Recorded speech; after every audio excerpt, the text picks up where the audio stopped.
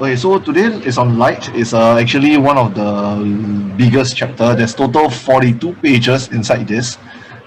Key idea here is there's a lot of examples. Okay, so examples I won't go through too many of them. I'll just go through one or two of them only, because a lot of the concepts that you learn in light is actually applied through the examples. Okay, you can see it being applied through the examples. So, but there are some parts of the textbook that there are some details which I want to add on. So this is what I'll be doing throughout this session. Okay, so let's start. So we're going on light. Okay, so first part, 10.1, light. We're going to start straight away on the reflection of light. Okay, I say again, we're going to start on the reflection of light. So what the outcome for 10.1? We're going to learn how to use the terms such as normal, angle of incidence, angle of reflection. Okay, these three terms are quite important. If you're able to master them for reflection, you'll also be able to do them for refraction. Okay, second thing is that for reflection, you need to be able to state that the angle of incidence is equal to the angle of reflection. This is the one generally we say I is equals to R. Okay, angle of incidence equals to angle of reflection. And the last one, which I mentioned, is about the application part. So you will learn how to apply the principle of reflection to construct ray diagrams, okay, and solve problems related to reflection. So let's start off. Very simple basic idea. First things first, we can see the things around us because the light from them enters our eye. So do take note. Okay, so this is the eye over here. So what you can see is the light actually emits light. Okay, the lamp emits light into our eye. That's why you can see the lamp. We're able to see the picture on the wall. It's not because the picture gives out light, but it's because the light from the lamp strikes the surface of the picture and is being reflected into our eye. So because the light from the picture enters our eye, we're able to see the light. So I just need you to take note is that we are able to see because light enters our eye. Okay, so how do we indicate, how do we show this light rays? Okay, how do we show this light? So in physics, we use straight lines with arrows to represent paths of light. We call them light rays. So every time when you have been drawing everything so far, you always see we draw things like this. Each of these represents a light ray. I say again, each of these represents a light ray. Okay, so just take note of this. Next. What we're gonna do next is so let's continue. So next up, right, I just need you to see these three examples. The light rays, if you got a few of them together, we call them a bundles, right, or light beam. So a bundle of light rays, we call them a light beam. So a light beam can either be parallel light rays like this, or the light beams could be the light rays could be converging, so we call them convergent light rays, or it could be divergent. So convergent means is to come together, divergent means is to spread. Okay, so be familiar with these terms of parallel, convergent, and divergent. Okay, divergent you will seldom use this term here, right, but you will see the word convergent and parallel quite a bit later on in the chapter. Okay. Other than all these basic ideas of what light is, okay, in this chapter we talk about light ray, talk about light we can see because light ray enter our eye. The other one I need you to know is that the light ray, okay, travels at 3 times 10 to the power 8 meter per second in vacuum. Okay, sometimes we can say also in air lah. Okay, so 3 times 8 meter per second also is equivalent to 300 million meter per second. So light travels at that speed. You need to remember the speed of light in vacuum / air. I say now you need to remember the speed of light in vacuum / air, which is 3 times about 8. Where do you last saw this? It's actually under the chapter of EM waves. Okay, so you know that light ray travels at 300 million meter per second. So that's the first part here, talking really about the properties of light that we sort of need to know. Now let's go on to the law of reflection. Really, in terms of reflection, what are the rules that the light ray will obey? So when we talk about the laws of reflection, we're actually talking about what are the rules that light ray obeys.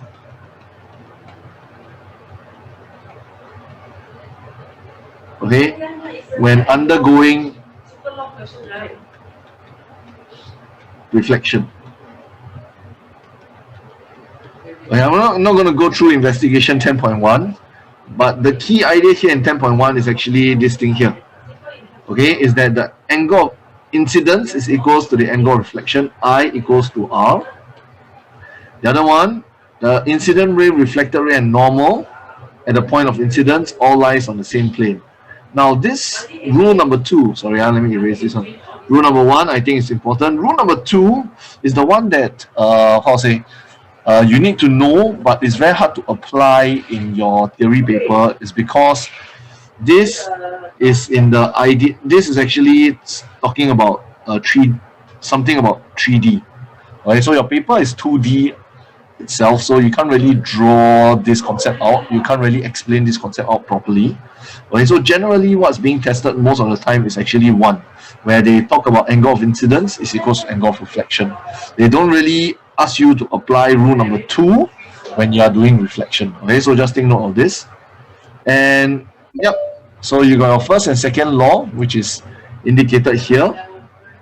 Okay, as I mentioned, the first law really seldom you get tested on it, but the second law of reflection, this is the one that you will consistently get tested on it. You need to know that the angle of incidence is equal to the angle of reflection. Okay, so take note, these are the definitions for some of the terms here. Okay, definitions. Now, so I want to go through a little bit on some of this. So let's say this is a mirror. Okay, this is a flat mirror. Okay, this light ray comes in and strikes the surface. This ray is called the incident ray. Now, at this point where the light ray strikes the mirror, at this particular point over here, okay, we call this the point of incidence. Now, so incident ray, point of incidence, I guess this one so far quite okay. Now, whenever you're doing any of this light drawing, when you talk about reflection or refraction, before you go on to draw and label any other thing, just take note, every time once you have that light ray coming in, you must always draw this line over here. This line is perpendicular to the surface of the mirror, or to the surface. We call this a normal. Well, the normal is a very important line that you must draw. Like, what is the normal? It is the perpendicular line to the reflecting surface at the point of incidence. Okay, so it's a perpendicular line to the reflecting surface at the point of incidence. Okay, now why is the normal so important? It's because every single angle that you measure in light is always taking reference from the normal. So the next one I'm going to label is this thing called the angle of incidence. So this is the angle of incidence. So you can see here the angle is actually measured from the normal to the light ray. Okay, so all the angles in light is always measured from normal to the light ray. So take note of that. So this is the angle of incidence. Now, because this is reflection, right? So the light ray that bounces off like this. I may actually use orange, I may use a different color, I may use pink. Pink. Okay, so this is the reflected ray. And of course this, from the normal to the light ray, this is called the angle of reflection. Now, I want to emphasize once again, that every single angle is always measured from normal. So it is quite impossible for you to know the angle of incidence, angle of reflection. And when we go on to refraction, we talk about angles of refraction. It's impossible to know them unless you draw the normal. So one of the common issues students always have is that they always like to measure the angle thinking that they know, okay, the angle is so simple, it's just like that. Okay, then they always forget the normal because they want to skip step. So do take note, don't skip step, always draw the normal first. Okay, I say again, always draw the normal first. So this is a simple basic reflection diagram. Okay, with all the terms that's mentioned over here, the definitions. Okay, so next part, types of reflection. Normally you don't really see this coming. This one and this one, you don't really see it coming out in the O levels or even in the prelim papers. You don't really see it, but this is something that actually we sort of undergo regularly. Okay, what do I mean? Okay, for example, army for boys or for uniform groups, you realize that these two concepts will come in very, very regularly. Okay, because when your boots are dull, it is not polished. Actually, why is it dull and not why is it dull? Is because of this concept of diffuse reflection, irregular reflection. The boots, the surface is sort of like a bit rough, and because it's a bit rough, the light rays are reflected in all different directions. That's why the surface seems dull, because the light rays are not focused. When you polish your boots, if you are polished enough, the surface is flat, you get a smooth surface there. What you realize is that all the incident ray coming like this will actually be reflected all along the same path. So you get this focused beam of light rays, and hence you see it as a very shiny object. So diffuse reflection, normally you get a dull looking object. Okay, dull looking object. So regular reflection, normally you get a shiny object. Okay, so just take note of this. But as I mentioned, nowadays I don't really see this being tested or even mentioned during the O levels or even the prelims. Okay, but just know that this thing exists because it's very applicable to our real life. Okay, so work example 10.1 is relatively simple. My suggestion is go back and read it up, okay, to just understand the basic concepts of reflection. Okay, all this I won't go through because they are just illustrating. Okay, but in this case here, I just want to highlight. You see this thing here got tangent. Okay, I'm very sure I can tell you safely. Combined sines, you won't see such questions coming out. Tangent, sine, cosine for light, actually they don't really come on. Okay, something like this maybe. Okay, just subtracting angles and stuff possible, but using sine, cosine, tangent, all this, we won't test the combined science students. So it's no to combined science for these kind of questions. Okay, so in case you read up, you're thinking, wow, why so difficult? Don't worry, not in combined science. For pure, possibly. Okay, possibly can be tested. Now, next up, okay, so after we talk about how light is being reflected, talking about how to apply the law of reflection, we're going to look at in terms of when there's a reflection, what are the characteristics of the image? Okay, so we're going to go on to what we call the image in a plane mirror. Plane mirror just means a flat mirror, which means not curved. So in this investigation 10.1, they did sort of like experiment to find out where the image are and stuff. Key idea is that the characteristics of the plane mirror image, this one you need to know. We'll start over here. Okay, so the image of a plane mirror is the same size as the object. So when you see yourself in the mirror, the image and you is the same size. It's laterally inverted, means the left hand of yours is equivalent to the right hand of the image. So lateral means left become right, right become left kind of concept. Upright, okay, if your head is facing up the ceiling, the image head is also facing the ceiling, it doesn't face the floor. Virtual. Now, what exactly is virtual? So some people say, there's no explanation of what virtual is, okay? Notes doesn't say. But look at this, take note. Can you see here? Okay, all the definitions, all the explanation of what virtual and real images are is here. So there's no reason why you are unable to define it unless you never read your textbook. So generally what we say is a virtual image. It means that the image cannot be captured on the screen. Okay, so you put a screen at where your image is, you don't really see the image being formed there. And the next thing, in terms of drawing, the light rays do not meet at the image position. Okay, so these two are the points to take note when we are saying that an image is a virtual image. Last one, the distance from the mirror is equal to the distance of the object from the mirror. Okay, the distance from the mirror, the distance Okay, the image distance from the mirror is equal to the object distance from the mirror. So for example, this is the mirror, this is the object. Okay, if the object to the mirror is 10 cm, from the mirror 10 cm back, this is where the image is. Okay, this is what it means by the distance from the mirror is equal to the distance of the object from the mirror. Now I want you to put maybe like a special star to this or circle this a bit more, because this is the concept that you apply frequently. Okay, or should say this is the characteristics that you apply frequently whenever you are drawing. Apply frequently during reflection drawing. Okay, so this concept you will definitely apply this quite often.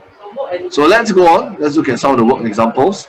This one is just to help you understand the idea of lateral inverted. So work example 10.4 is just to illustrate the idea of lateral inverted or lateral inversion. Okay. Now, the one that you need to learn how to draw, or I should say, most of the time, if you see reflection coming out, the one that you're required to know how to draw is this one over here. Okay, actually, the steps are quite clear. Okay, so typically in an exam question, how it looks is this. Okay, so step 1, 2, 3, right? What you realize is that this is the original question. So imagine they say, the question is locate the image position by drawing a ray diagram. So the object is here, the eye is here, this is the mirror. And they say locate the position of the image by drawing ray diagram. So if this is the question here, how do we start off? So the first step is actually to draw the position of the image. Okay, so how do I find the position of image? What I know is that I'm going to apply this concept of the distance, the image distance from the mirror is equal to the object distance from the mirror. So if this is 10 cm, object to mirror is 10 cm, from the mirror to the image is also 10 cm. So first thing, I measure, make sure they are same distance, then I mark off. This guy here is the image. Now do take note, the image should be drawn using a dotted line. Okay, because this is a virtual image. So I say again, okay, the diagram here they draw is like a solid circle, right? It's supposed to be drawn with a dotted circle. A dotted circle, right? Because this is a virtual image. So first step, measure the distance of the object to the mirror. If it's 10 cm, then you from the mirror to the image you draw 10 cm, and then that's the position of where the image is. So first step, locate the position of the image. Second step, draw the reflected ray. To be exact, is draw the ray from image to eye. So you can see from the image, I draw one light ray towards one part of the eye, draw from the image to the other part of the eye. You can see it from the top of the eye and the bottom of the eye. Now what you realize is this. Draw dotted lines for the rays behind the mirror. So these rays are behind the mirror, you draw dotted lines.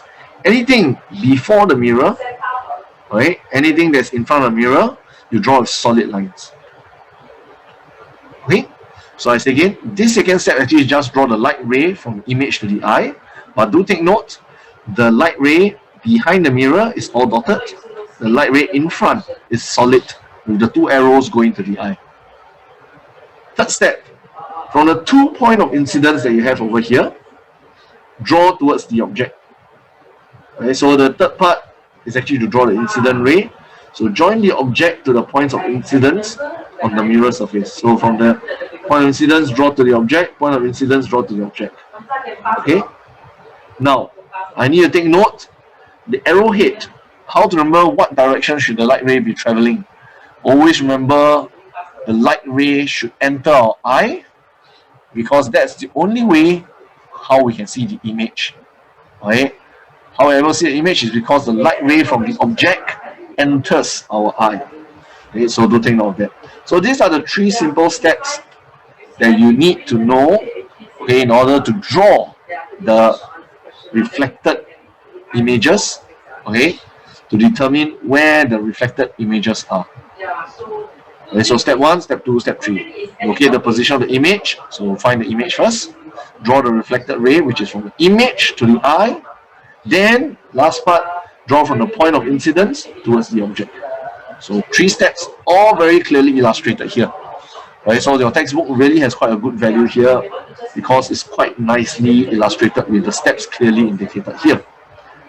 Next one, extended object. I just want to highlight this. Generally, extended objects are not really being tested for the combined science. Worst come to worst, they will just give you a box. Okay, they'll just give you a box. Sorry. Maybe they won't give you an object like this, they'll give you an object that looks like a box like this. Okay, so if it's a box like this, typically you can use the same concept as this, except that you're starting off with the point over here.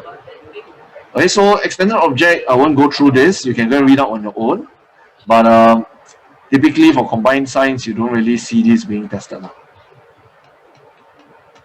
Okay, so I won't go through this too much in detail because there's a lot to go through. I don't want to overload you with too much information. Okay, so what we have gone through so far. Okay, what we've gone through so far.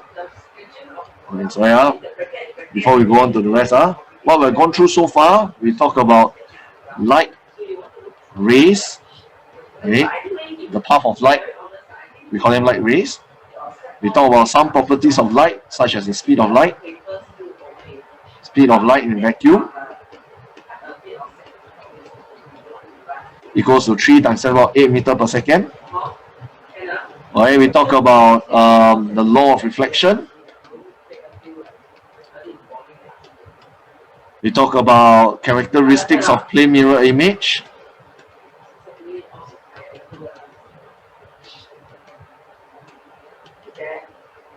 Then fifth, we talk about drawing ray diagram for reflection. Okay, so these are the 5 things that we have covered so far.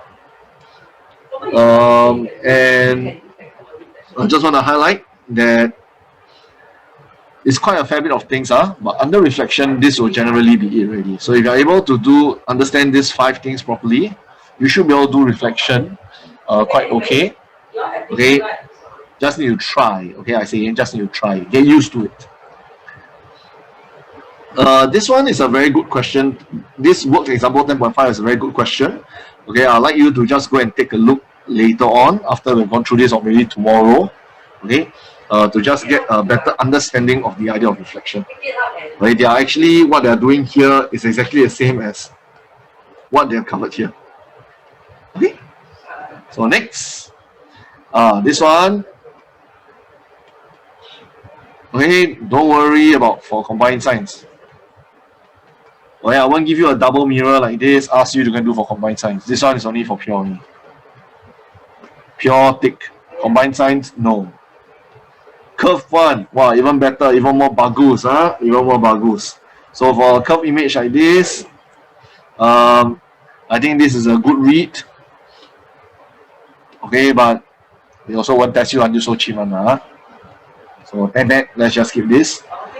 This falling spider thing, those of you remember, this is actually in your notes that's given to you last year. Okay, so sort of like to understand where are the 2 points in which the image of the spider is visible to the man. So this is the falling spider. They want to show like what's the starting point that he's able to see the spider, where's the ending point that he'll be able to see the spider. So this one, once again, actually also applies the concept here. Okay, so that's why once you know this, okay, the key idea is just learn how to apply it. So this is applying it. This one is also applying it. This spider one is also applying it. So I will say that if you're able to do all those, you're more or less quite clear on this. Okay, next, application of mirror. This one is a good read, so just read through, okay, and just understand how it is. But I like to highlight this idea of blind corner mirror. The blind corner mirror actually uses curved mirrors. So far, we have always been talking about plane mirrors. We haven't really talked about curved mirrors. So if any question in the O levels or prelim asking you about curved mirrors, most probably they're asking you about how it can be applied. So do take note, blind corner mirrors are curved mirrors.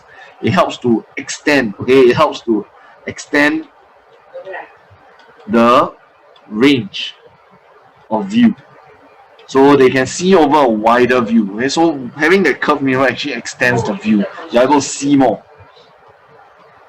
Okay, so just take note of that. All the rest here I won't go through already. Okay, all the rest here I won't go through already. Okay, but these are good to read through. Okay, so in all, in 10.1, what did we cover? We covered the law of reflection. Okay, we did mention that this one. Don't worry too much about it. The second one is the one where you need to remember where I is equals to R. You apply it quite often. And the last one is learn how to use a ray diagram to locate the position of a plane mirror image. So this is for reflection. Okay, before I go on to refraction, I want to take a pause here for 1 minute. Okay, I'd like everyone to just flip through or just try to recall back the things that we picked up. Okay, so take 1 minute now to just recap on what we've gone through. I consolidate everything. Then after that, I'll go on to refraction. Right, so yep. All right, 1 minute starts now. Think through.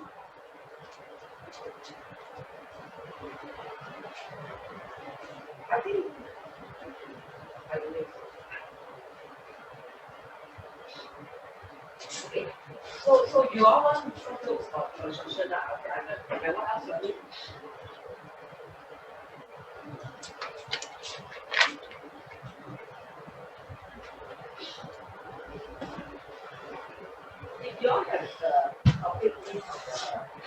Okay, next. Now we're going to go on to refraction.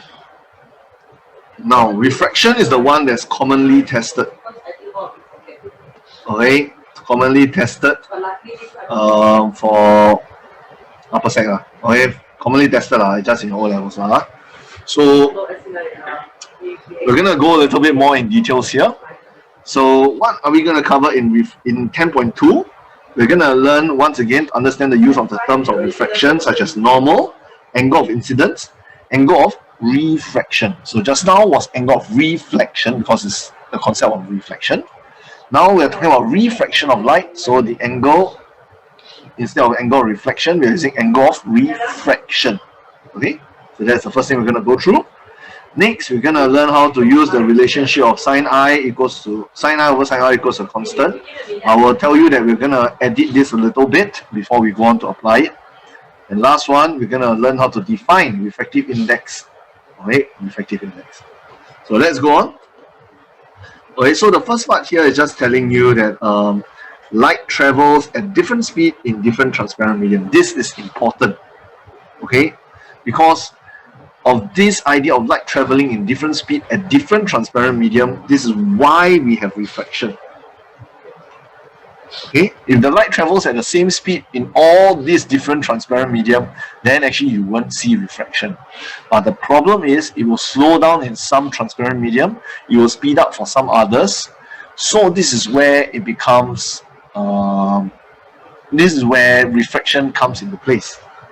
Okay, so now when there's a change in the speed because it's traveling at different medium, okay, it causes light to bend. The change in speed causes the light actually to bend. And this bending of light, we call it refraction. Okay, so put a star over here. Refraction is the bending of light as it passes from one optical medium to another. I say again, refraction is a bending of light. So you will see light bending, okay, bend, as light passes from one optical medium to another. So this is how it looks. I want you to take note of this. Light travels fastest in vacuum. Okay, I want to put the word stroke air here because generally the questions that's being asked, they seldom talk about vacuum. Normally they'll use the scenario of air. So vacuum and air generally in your syllabus for combined science is agak-agak the same thing lah. Although they are different but they're agak-agak the same thing So we take it as, you know, light traveling in vacuum, light traveling in air. We take it as 3 times 10⁸ meters per second. Okay, so this is the speed of light in air and vacuum. anything else, okay, light actually travels slower than this. So if you ever do a calculation for light, and you realize it goes faster than this, that means your calculation got something wrong already, because light is traveling the fastest in vacuum, which is 300 million meter per second. Light will not go any faster than that. Okay, so that's the first part here. Now, okay, let's go on to look at this whole thing here. So air, obviously light is traveling fast. When it comes to glass, it becomes slower. Okay, so it's faster in air, slower in glass. So you can see the incident ray as it strikes the surface. This is the point of incidence. Okay, can you see there's a normal here? What you realize about both angles. So from the normal to the incident ray, this is the angle of incidence. From the normal to the refracted ray, this is the angle of refraction. So this is a common mistake people always make. They forget. Okay, I'm going to stress on this again. I'm naggy, but listen to this. The angles are always measured from normal to the rays.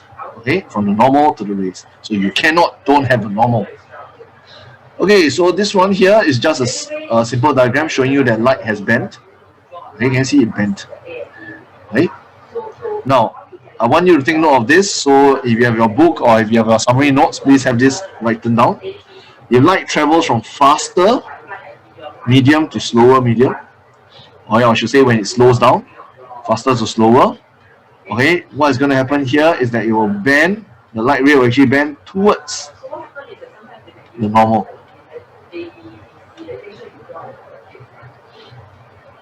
So if it travels from faster to slower, it bends towards the normal, and the example is like this. So you can see the light ray bend towards the normal, right? It got closer to the normal. Now, if it is from, let me use blue color. Okay, if it is from slower to faster, okay, slower to faster, the light ray will bend away from normal. How it will look something like this. So example, light ray traveling from glass to air, goes like this. Then it will bend like this. It's a bit ugly, let me redraw. Okay, so this is the angle of refraction, this is the angle of incidence. So you can see the light ray bend away from the normal. So this is bending towards the normal, this is bending away from the normal.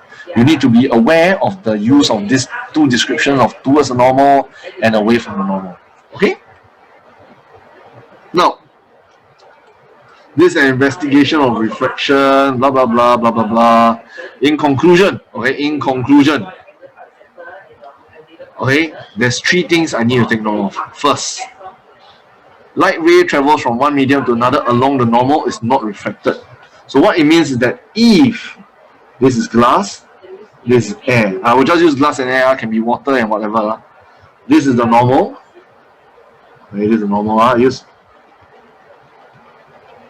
Looks a bit ugly, so yeah. I want to draw it straight, so yeah, let me draw properly. Otherwise, you all later got misconception. Okay, so draw like that. And the normal looks like this. Okay, now, if the light ray is traveling along the normal, okay, what's going to happen when the light ray is traveling normal? What you realize as it passes into another medium, it will just go straight through. That's what they mean by a light ray traveling from one medium to another along the normal is not refracted, which means does not bend. Okay, so this is one concept I need to remember. If the light ray is traveling along the normal, it does not refract. Okay, next thing. Light ray bends towards the normal when it enters optically denser medium. Conversely, it bends away from normal and enters a less dense medium. These two we went through just now at the top already. The last one, okay, this one I'm going to give it a skip for now. Okay, I'm going to go through it a little bit later. So, in this experiment that they have done at the top, okay, whatever they have done, the three conclusions are actually the main thing that I need to remember. Okay, so now, once again, after the investigation, there's the law, right? The two laws here, I tell you lah, forget it lah. Okay, the first one, as I mentioned, is something related to 3D. If you look at the law of reflection and the law of refraction, the first law is the same. Okay, this is something regarding a 3D imaging, so this one is very hard to explain, and normally it's don't really get tested lah. The second law of refraction is not really being highlighted like this. Okay, again, it's not really being mentioned like this. The Snell's law, sine I over sine I equals constant. Normally, you don't see this coming out. It's normally in a different form. Okay, normally it's in a different way of showing it. So let's see the next part. Okay, how is it really being shown? This is the one that you are more familiar with. Okay, the idea of refractive index. Okay, so now N is the refractive index. First formula you will see is that to find the refractive index, use C over V. Now the question is, what exactly is refractive index? It is the ratio of the speed of light in vacuum to the speed of light in a medium. So what does this ratio exactly tells you? Okay, what I normally will tell my students is that this ratio actually tells you how much light will slow down by when it goes from vacuum / air into another medium. So if you see the refractive index is equals to 2, it means that when the light ray travels from vacuum into that particular medium, the speed will be halved. Okay, it will slow down by 2 times. Or it will slow down by 2 times. If you see the refractive index is 3, that means the speed of light will slow down by 3 times. So the speed will become 1/3. Okay, that's what the refractive index actually tells you. So as such, the first formula you have is N equals to C over V. C actually represents the speed of light in vacuum. V represents the speed of light in the medium. So some of the students that are wrongly will write is, instead of N equals C over V, I write N equals to SOL, speed of light in vacuum / air, over speed of light in the medium, whatever that medium is. Or it can be glass, can be water, depending on what the question is saying. Okay? Now, next one is this formula N equals to sine I over sine R. Most people say I is angle of incidence, R is angle of refraction. You are right, but I want you to see this. The top is vacuum, the bottom is the medium. Hence, normally, I also don't like to use this formula here because it's misleading. As such, normally I'll tell my students, let's re-look at this formula. Instead of saying sine I over sine R, always remember the refractive index is actually sine angle in the air or vacuum divided by sine of the angle in the medium. This will actually let you always choose the right angle to put in to find the refractive index. If you use I over R, sometimes the I and the R given to you is sort of like quite misleading. You may get it wrong. Okay, so these two formulas commonly tested. If the formula is being tested, normally it's a 2-mark to at least a 3-mark question. So these two, please remember how to use it. Okay. Typically, can you see it has 3 things inside the formula, right? 3 things, right? So in the question, they'll normally give you 2 out of the 3 items. Then you can count. Then you can obviously use your calculator to press to find the last unknown. Same thing, N, I, and R. They can either give you I and R to find N, or they give you N, give you I, ask you to find R, or the other way around. So math, okay, a lot of math in this part here. Okay, now 10.4 shows some of the common refractive index. A lot of students ask me, "Teacher, do I need to memorize all these?" Answer is no need to memorize. I say, no need to memorize, because they will always give you the refractive index on. So don't need to memorize. But obviously, if you know the refractive index, it will definitely help. Okay, because when you do your calculation, you realize that if it is diamond, you get about 2.3 to 2.5, you're about there. Water, you get about 1.3 to 1.4, you're about there. Glass is about 1.5. Okay, but imagine your diamond, you calculate, your refractive index 10. Obviously, something is wrong. You find the refractive index for water, but your refraction index tells you it's about 3.88888, those kind of numbers, then confirm wrong lah. So this table here is a good reference. Must you memorize? Answer is no. So if the baseline you are unable to really remember every single thing, then this one skip lah. But let's say you're already very familiar with your things in your textbook in your then this kind of things can go and add into your brain to try to remember them. Okay? So all the rest of the things here are just the calculations of how they go about using the formulas. Okay, so I'm not going to go through them too much. Okay, some of them a bit cheap, like example this kind, this one, pure, combined, don't need. And I just want to highlight some of the things in case some of my combined students say, I didn't memorize them. Okay, don't need. Okay. Yeah, the rest I think all quite doable. Okay, now some of the phenomenon, okay, of how refraction actually happens. Is actually it actually causes object to look bent. Okay, there's making object looks bent, appear bent. Okay, this is the concept here. Sometimes you can make the object misperception of depth. So instead of the real depth being here, you'll see that the object is slightly higher. Okay, so these are some of the things that refraction actually causes some sort of like an illusion. Okay, illusion in real life. Okay, now then one common question tonight asks is, how do I know the light ray draw like that? How do I actually draw it? I saw this in some of the O-level question or even prelim questions, but like, I got no angle, I got nothing to calculate how to exactly draw this. Key idea is that light.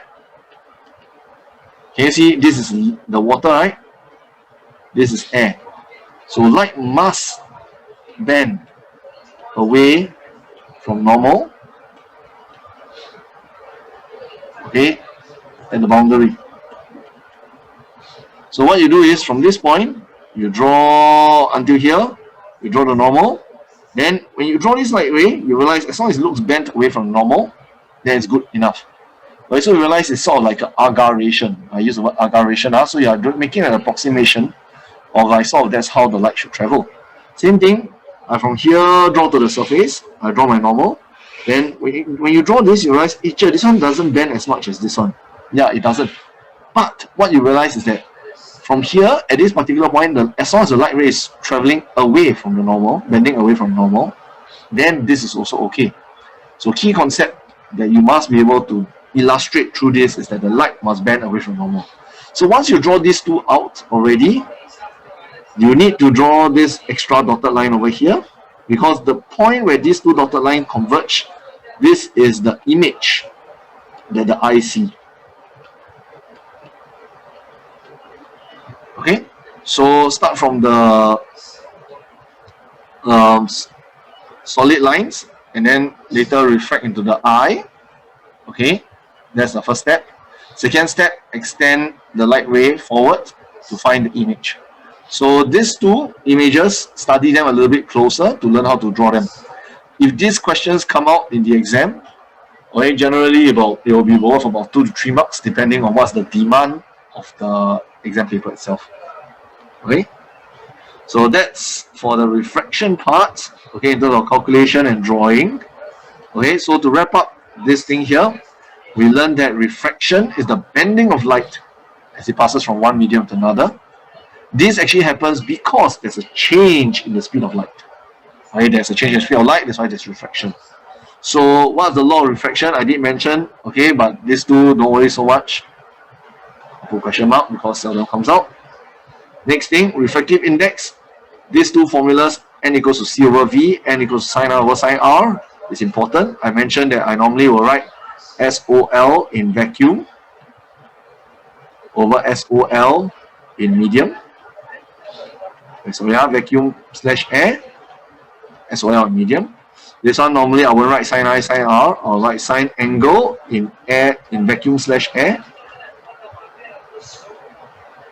over sine angle in the medium. Okay, so this part here is the idea of refraction. Learn how to do the calculations, okay, because the calculations always comes out in the light.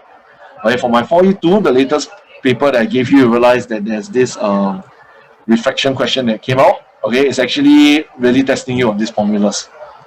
Okay, so refraction. Okay, take a pause here, 30 seconds. Go through the thing again. You got reflection, you got refraction. Know what's the difference.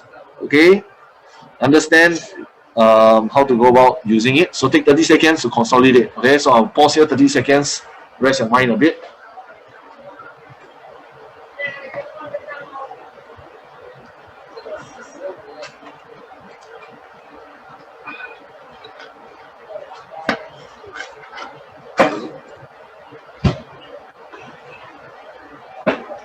Okay, last two parts. Yes, so sorry, light is a very big chapter. I think so far we have been going on for 40 minutes already. Okay, and I've only covered two parts: reflection, refraction. The next part is an extension of refraction. Okay, we're gonna go in the concept of total internal reflection. Okay, so what exactly is total internal reflection? Okay, so there's all this diagram that's being drawn here, blah blah blah, blah blah blah, blah blah blah. Okay, now most people wouldn't read this properly.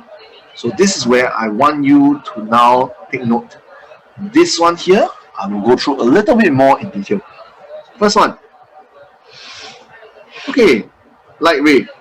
So they got ray box here, which is just shooting out a beam of ray. Okay, now just take note, any light ray traveling to the to this point over here, the midpoint.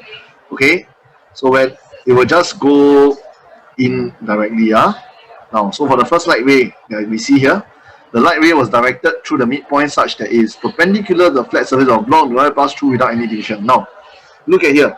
When the light ray passes through this glass block, down here, no bending. Although it passes from one medium to another, at this particular point, once you see again, there's no bending. Now, then the question is why? Why is there no bending there? And this is exactly what the exam question will come out. Why doesn't the light ray bend at those 2 points? So the thing is this, did you go through this before? Answer is yes, we did. So where could I find the answer? If you scroll all the way back up. Ding, ding, ding, ding, ding, ding, ding. A light ray that travels from one medium to another along the normal is not refracted.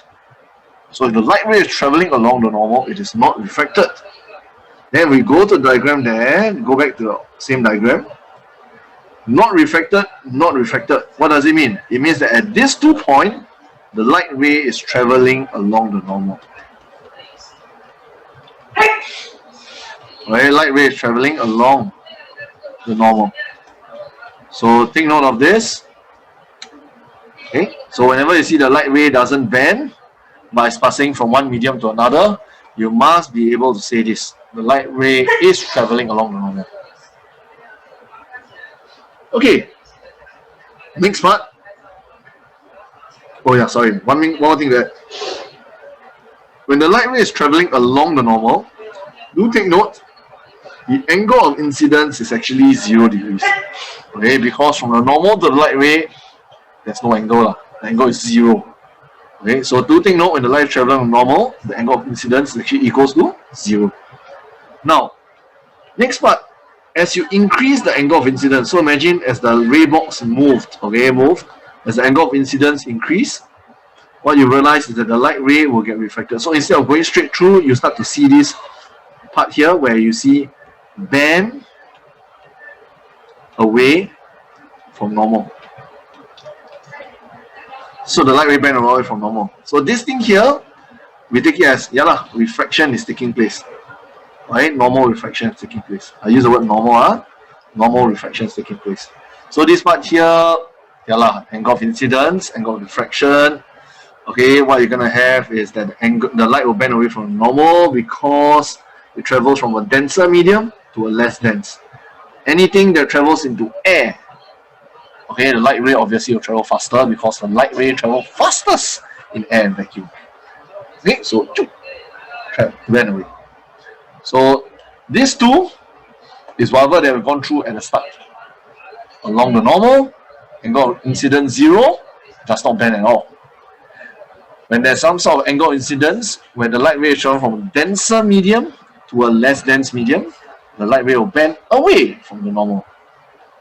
Now, what you realize is that if I increase the angle of incidence, increase, there will come to a point in time where the light ray will go like this. It will travel, it will strike the surface, and it will travel along the boundary. So the light ray here is traveling along the boundary. Now, what does it mean to travel along the boundary? You realize that the light ray is actually between air and the glass. It's traveling along the boundary. And what you realize is that the angle of refraction, R, is actually equals to 90 degrees. Okay? So this is still refraction. This is still refraction. I say again, this is still refraction because why? When the light ray strikes the point of incidence, the light bends away from the normal. As such, that's why it becomes like this. So this is still refraction. Now, but you look at this diagram here, it's somewhat special, right? I mean, for the light ray to travel along the boundary, for the angle of refraction to be 90 degrees, this is some sort of like quite a special phenomenon. Okay, there's no name given to this phenomenon. Okay, no name given to this, but there's a name given to the angle that can result in this phenomenon. So the angle here, okay, so obviously from normal to the light ray, this is still the angle of incidence. Okay, because this angle here is from the normal to the incident ray, that's why we call it the angle of incidence. Now, when the angle of incidence is equals to this special angle, which we call the critical angle, then you will see this phenomenon happen, where the light refracted ray will be traveling along the normal, along the boundary, which is 90 degrees. Angle of refraction is 90 degrees. So critical angle is not a phenomenon.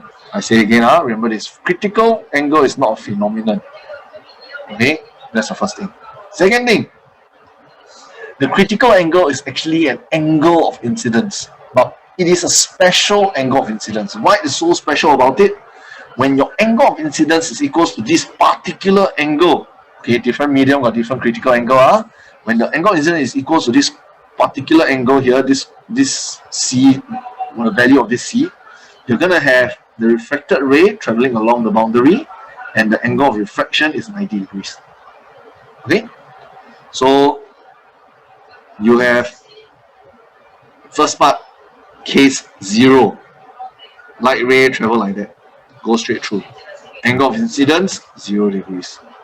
You got case 1, where the light ray travel like this and bends away. This is your normal refraction. This is where the angle of incidence, okay, so you'll have this like this.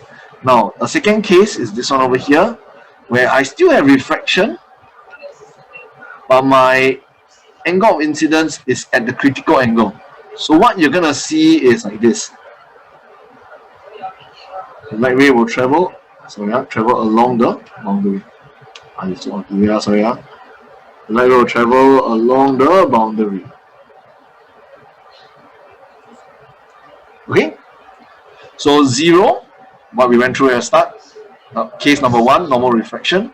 Case number 2 is still refraction, but it looks a little bit special because the angle of refraction is 90 degrees, plus the light ray is traveling along the boundary. Now, then the question is this, this angle of incidence can increase some more? Of course can. Well, of course it can increase some more. I mean, you can see, right, there's still a bit more here, right? So if I can increase the angle of incidence further, what's going to happen? So actually what you realize is that this is 0. Case number 1 here is actually when angle of incidence is less than the critical angle but more than 0, you get something like this. When it's equals to C, it becomes like this. Now the next part is 3. What happens when the angle of incidence is greater than the critical angle? So this is actually what happens next. The light ray actually gets reflected back This is what we termed as total internal reflection. Okay? So when angle of incidence goes beyond this special number, which we call the critical angle, that is where total internal reflection occurs. Okay? So what exactly is total internal reflection? As mentioned here, okay, it is the complete reflection of light ray inside an optically denser medium and its boundary with an optically less dense medium. So in general, it just means that the light is reflected back. Now, I want you to take note of this. For total internal reflection to occur, there must be two conditions that must fulfill. First one, it must be traveling from a denser medium, optically denser medium, to an optically less dense medium. So from here to here. So from denser to less dense. So glass to air. So light ray actually travel from glass into air. So denser to less dense. Second thing, the angle of incidence must be greater than the critical angle of the medium. What is the critical angle of the medium? You need to calculate. Okay, you need to calculate, or the question would tell you. So different mediums have different critical angle, where you must be able to find what it is before you can even understand whether total internal reflection occurs. So I say again, for you to know whether there can be total internal reflection or not, you need to know how I is related to C. I need to know how is the current I related to C. Okay? So how to determine the critical angle, right? I say you must know how to determine, right? So how exactly you determine? It's actually using this formula here. Sin C. This C over here is the critical angle. This N over here is the refractive index. So given the refractive index, you can actually find the critical angle. Okay, so if I want to rearrange this formula a bit, for those of you whose math a bit jialat one, you like that also cannot do one. So if you just want to have a formula for the critical angle, it's actually C equals to sine inverse 1 over N. Arcsine, they call it arcsine. So this is the same as this, except that I made C the subject of formula instead of sine C. So if you ever use this, you can find the critical angle already. Okay? So, what example 10.14, this is actually a good one because it shows you how to apply critical angle, how to find critical angle. It shows you how to apply the concept of critical angle. Okay, so I want you to study this one example a little bit more in detail. Okay, because this actually teach you, okay, this actually shows you how the idea of critical angle can be applied to determine whether total internal reflection occurs. Okay, so yes, all the rest I won't go through already. Prism, binoculars, all these are applications. Okay, I won't go through them, just going to read through. Okay, so in this 10.3, what do we actually pick up here? We learned that total internal reflection is defined as the complete reflection of a light ray inside the medium. There are two conditions that must apply. Light ray is traveling from a denser to a less dense medium, to be precise, optically denser to optically less dense. Last one, the second condition is that the angle of incidence must be greater than the critical angle. So I must be greater than the critical angle. Okay, this is the definition of critical angle. I won't go through it. But the next one that's important is how to find the critical angle. So C equals to arcsine or sine inverse 1 over N. Okay? So that's for total internal reflection. So I want you to see total internal reflection as part of refraction. Okay? Don't see it like as though it's on its own. It's actually a part of refraction. Okay, so as you consolidate this part over here, I want you to understand the idea of all this being together. Okay, see these 4 diagrams here. If you are able to understand these 4 diagrams well, you will be able to determine what scenario is actually happening. Or I should say, if you are able to understand these 4 diagrams well, you will have a higher chance of interpreting the question correctly in the exam. Okay, you won't be too confused over things, and it will actually get easier and better each time as you figure out more and more of this. Okay, so once again, That's a lot of things you have gone through already. Reflection, refraction, total internal reflection. Okay, so quite a lot of things. What I'm gonna do here is I'm gonna pause. I'm gonna pause here. Take another 30 seconds to just consolidate whatever we have picked up so far. Alright, 30 seconds starts now.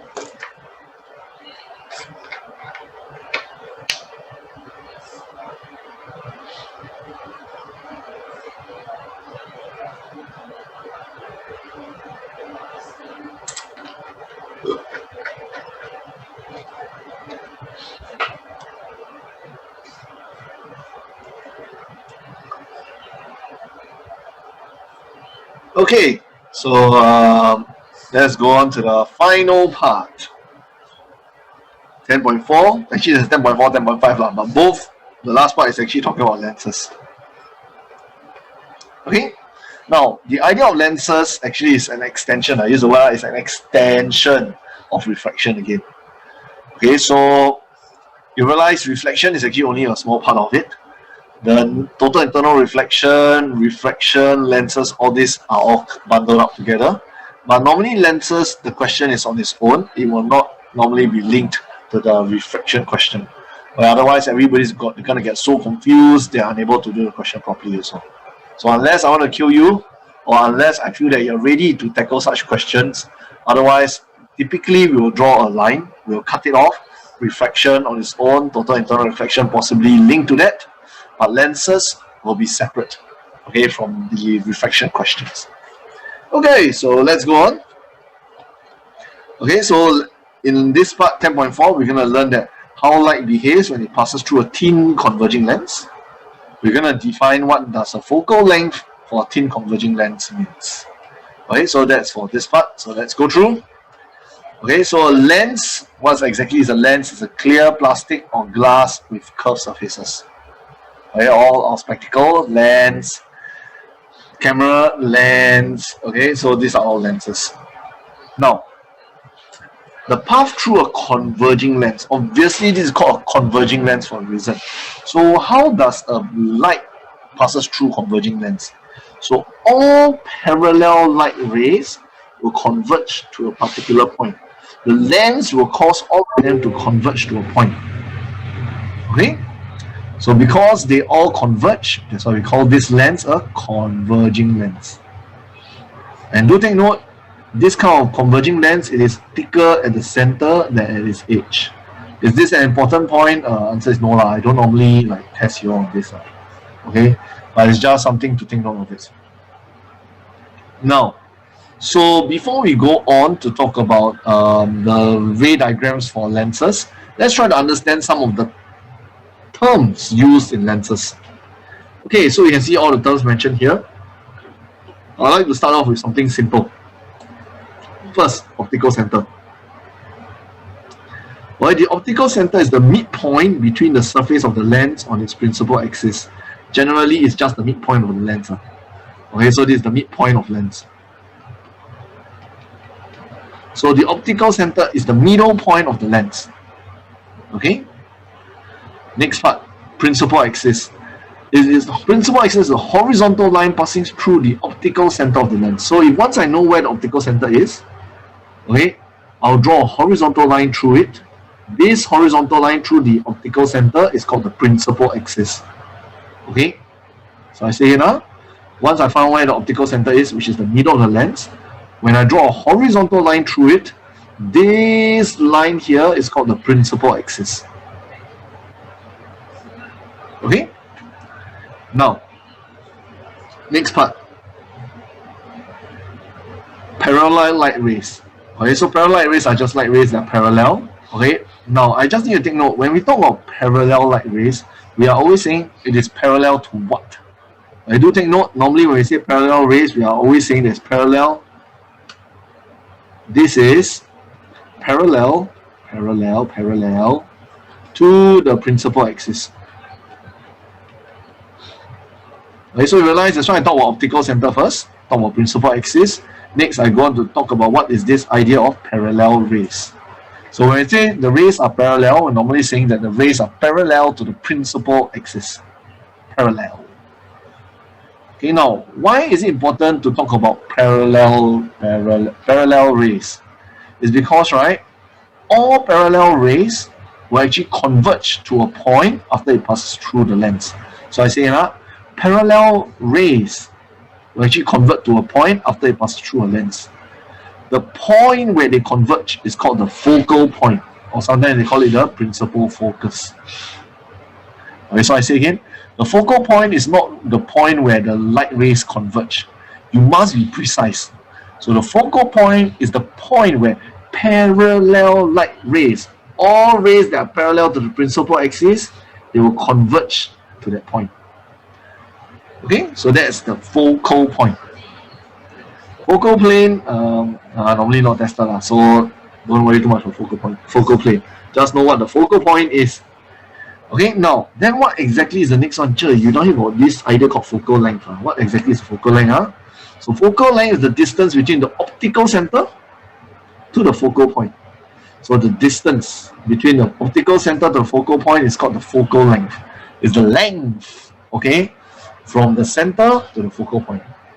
Think of that. So this one, not to worry too much.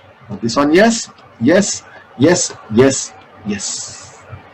Okay, so these are some of the terms you must be familiar with because you will see it appearing in descriptions and stuff like this. So once you are familiar with the terms, at least you understand what they're talking about. Next up. Okay.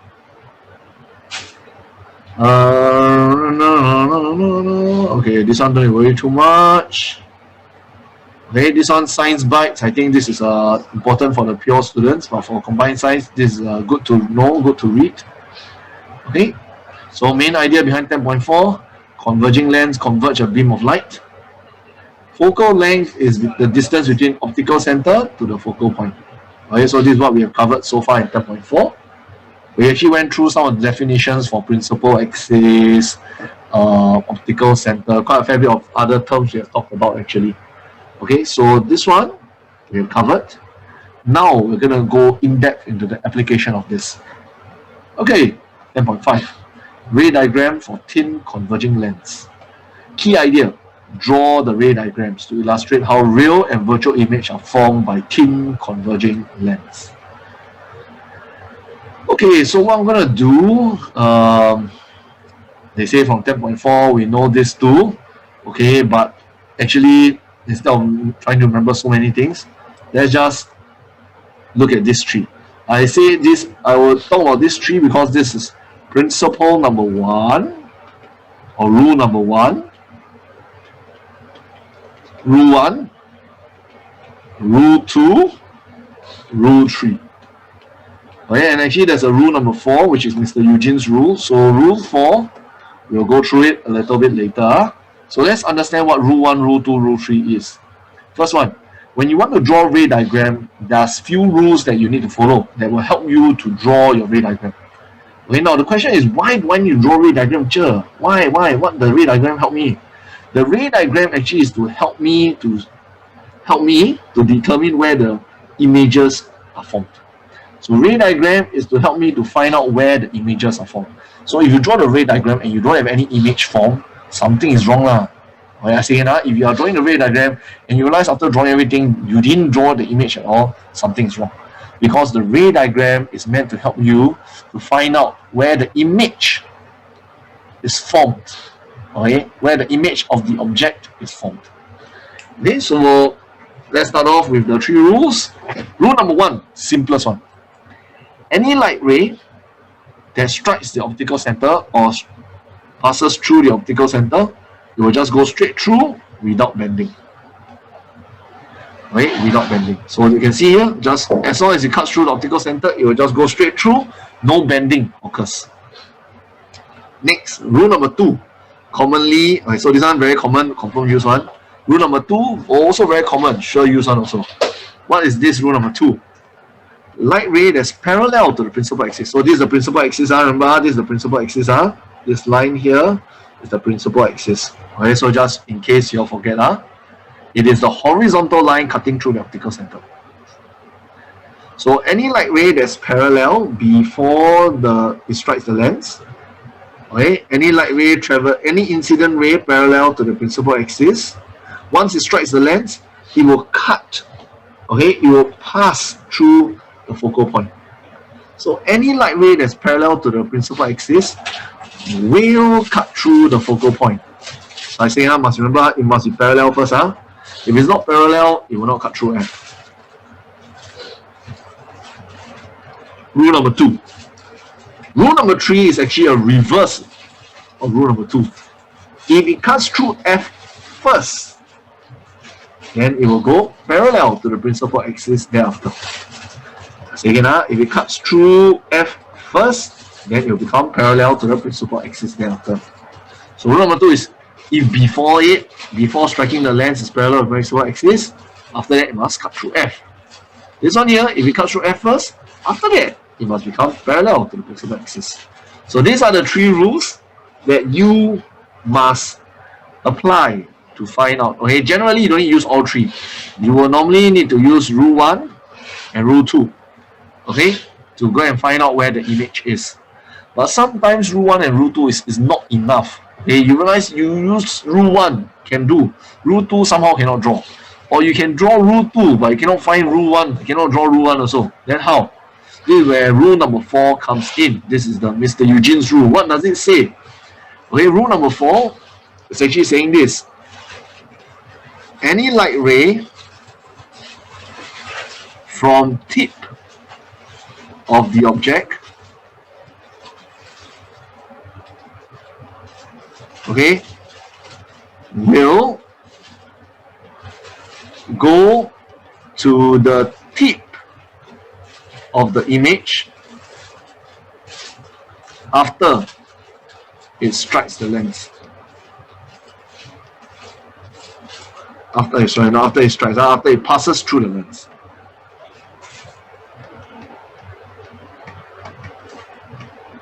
Now, so question is, you write this one, what does it mean? I don't understand. All these 3 also no object. This light ray, where's the image? So we are going to do it now. Okay? So let's find the position of image by a thin converging lens. So you can see here, okay, whenever you are drawing a ray diagram, you must always first set up the ray diagram. Okay, they draw so many things, right? Actually, what I normally do is draw one straight line like that, draw the lens like that. So this is the lens, this is the optical center, this is the principal axis. After that, if the question gave you what the focal point is, where the focal point is, okay, so you measure, and this will be the focal point. Measure, this will be focal. Because remember, the light can travel on any side, right? So the focal point is actually on both sides of the lens. The next one, which we haven't really gone through yet, is what we call 2f. 2 times of the focal point. So if this is 10 cm or 15 cm, or let's say 15, then 30 cm later, 2f. Same thing this side, 2f.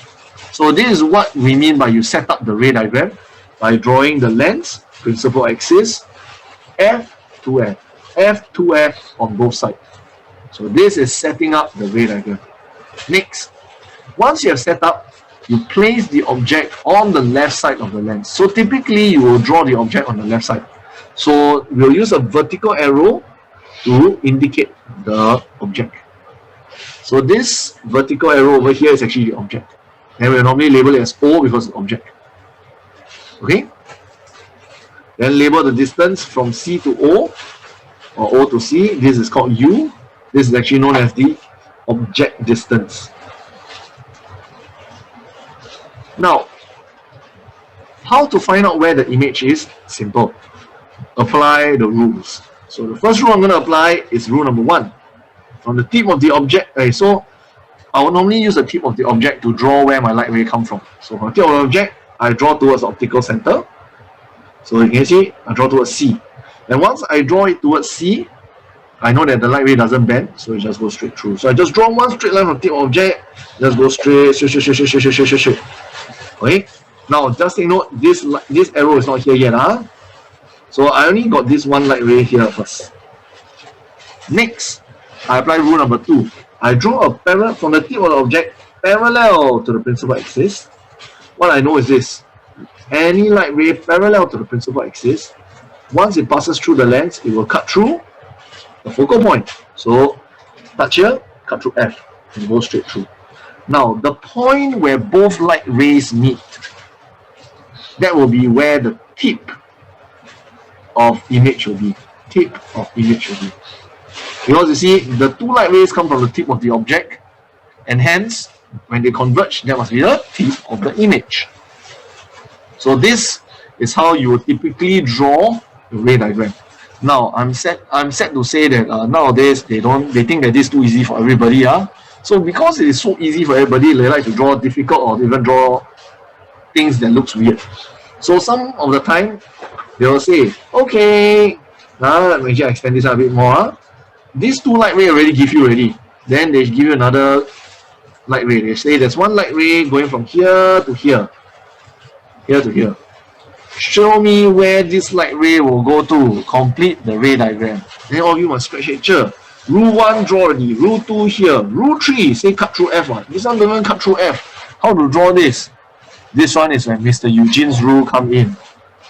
What does it say? Any light ray from the tip of the object will go to the tip of the image after it passes through the lens. So tip of the object, once it reaches the lens, after it reaches the lens, where must it go? It must go to the tip of the image. So from here, you just draw. Ta-da! Okay. How about if I draw the light ray like that? Wait, no, that's not good for me. What if I draw like that? The light ray is like that, then how? Sure, this one also never follow rule 3, never cut F first. Then how? So apply rule number 4. Any light ray from the tip of the object, once it passes through the lens, it must go to the tip of the image. Okay? So rule number 4 is very useful, okay, because a lot of questions now like test on rule number 4. I do not know why also. Okay, and the way it's not my own rule. Okay, I do not know where I get it from, but it just generally is a very applicable rule. Okay, so this, if you're able to draw this, more or less you're quite safe already. See, more or less you're quite safe already. Okay, so in the exam, in the test, when you see ray diagram, don't be too fixated that you diagram as step 1, step 2, step 3. Okay, learn to apply the 4 rules flexibly. So you see rule 1 cannot draw, you try rule 2. You see rule 2 cannot draw, try rule 3. You see rule 3 cannot draw, draw rule 4. Definitely the rules sure can use one. Okay, the rules are the overarching principles, are the overarching things that definitely can use. Okay, so take note of that. Now, so I want to show one more example here. Okay, just now, this case that we see here, it is where the light ray that you draw actually converges. Okay, there is a possibility that the light ray that you draw actually diverges. Okay, can you see? Although this is a converging lens, but because of maybe the way how the object is placed, it is possible that the light ray actually spreads out. So when the light ray spreads out like this, that means it doesn't cut. This is where, okay, we need to trace. I use the word we need to trace, or we need to project the light ray backwards. We need to project the light ray backwards. So what you realize that when the light rays are spreading out like that, you actually draw a dotted line for it to go back. And the two dotted line, when it's converging at this point here, this is where the image will be. But because the light rays drawn here are the projected light rays, or these are what we call the virtual light rays, okay, virtual light rays, or the fake light rays, as such, the image here is also known as the virtual image. So this color ugly, hard to see. Okay, it is actually known as the virtual image. Okay, so this one here, do take note of it. So this one, okay, a lot of people say, "Sure, must memorize or not?" I tell you, the answer is no lah. But you know, if you got a brain space, go and memorize it, Okay, so all this, you can remember together with the users. Right, the users like to test, Okay, which one are the common ones that you need to know is this one, this one, this one, this one. These are the 4 common ones that like to come up. So the question is, sure, what are some of the things I can pick out from this 4? First thing, I want you to look at this pattern here. From here to here to here. what you realize is that you're actually making the object going closer and closer to the lens. So from here to here, object gets closer to lens.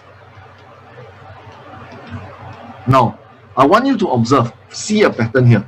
What do you realize about the image? As my object gets closer to the lens, what happened to the image here? You realize the image is actually getting bigger. My image is also getting further from the lens. So as my object gets closer to the lens, okay, what you realize is that the object becomes bigger and further away from lens. So I need you to take note of this pattern. Okay, it will definitely help if you know this pattern. Next thing, you need to know the type of images formed. So actually what you can do is compare lah. If you know how to draw this, you can actually compare. Object upright, the object is facing up, image facing down, we call it inverted. Because this is formed by two real light rays, we call it a real image. Image is smaller, we call it diminished. This one, inverted, real, I think don't explain anymore. What you realize is that both of them are the same height, that's why we say same size. When you push it even closer, what you realize that it's inverted is real, but the image now is bigger, so we call it magnified. Okay, now then the users, how do we know? Okay, so actually the users are quite simple lah. Okay, for eye and camera, what you realize is that your image is a lot smaller than the actual object. Image smaller than the object. Image smaller than the object. Eye and camera. Image same size as the object. What you realize, your photocopying machine, right? That's making same size copy. The next one, the image is bigger than the object. So this is normally the case of projector, where the paper is so small, A4 size, but the image is so big that whole class can see. So this is the idea of projector. So the application itself, actually, if you look in terms of the size of the object, you will be able to determine what are users. And the last one, this one here is a bit unique. It's the one that I show you that the image, that the light rays are diverging. So you need to trace back to form the image over here, which is a virtual image. So it's upright because object facing up, image also facing up. That's why it's upright.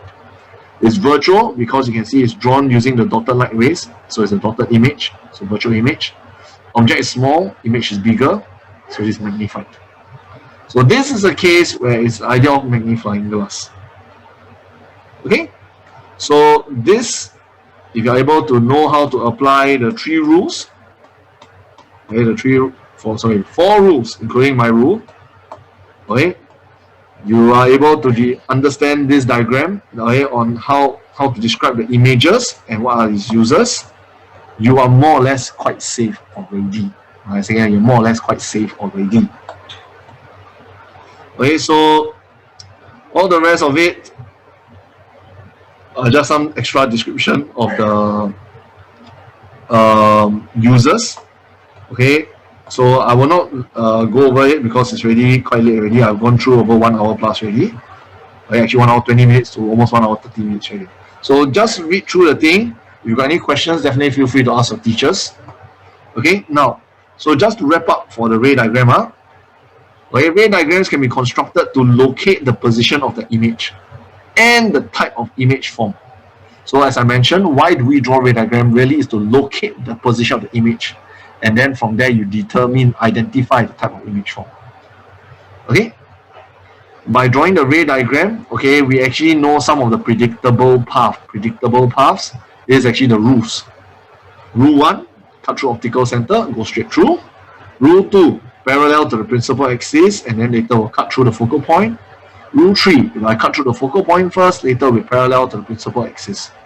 So this one is the like that, just go straight through. This one is the like that, then cut through the focal point. This one is the like that, cut through F. Ugly, yeah. Cut through F first, then we'll go parallel. Okay, so these are 3 rules. Okay, now 3 and 4 is sort of like a summary in terms of the things. If an object is placed further than the focal length, okay, normally you'll get a real and inverted image. Okay, and the image is formed on the opposite side. What do I mean? So you go back to the thing. So you see over here, from here all the way up to here, all this, you realize the object is placed further than F. If the object is placed further than F, that means B, okay, further than F along or behind here, what you realize is that you always get a real and inverted image. And the image will always be on the other side of the lens. So I repeat again, if your object is placed beyond F, what you're gonna have is a real and inverted image. Confirm one, always real and inverted. Okay, but if you place the object before F, what you're gonna get is an upright and virtual image. So that's what point 4 and 5 and point 3 and point 4 is trying to say over here. Okay, so it's really referring back to the table with all the diagrams over there. Okay, so really 1 hour 20 minutes, I think that's maximum already. It's a 1 hour 20 minute lecture on this light thingy. It's really quite long. I hope you managed to absorb whatever thing you need to absorb. If cannot, don't worry, this will be uploaded onto YouTube for you to see and see again. If you really cannot understand, please approach your teachers to clarify on what they are. Okay, so this will be it.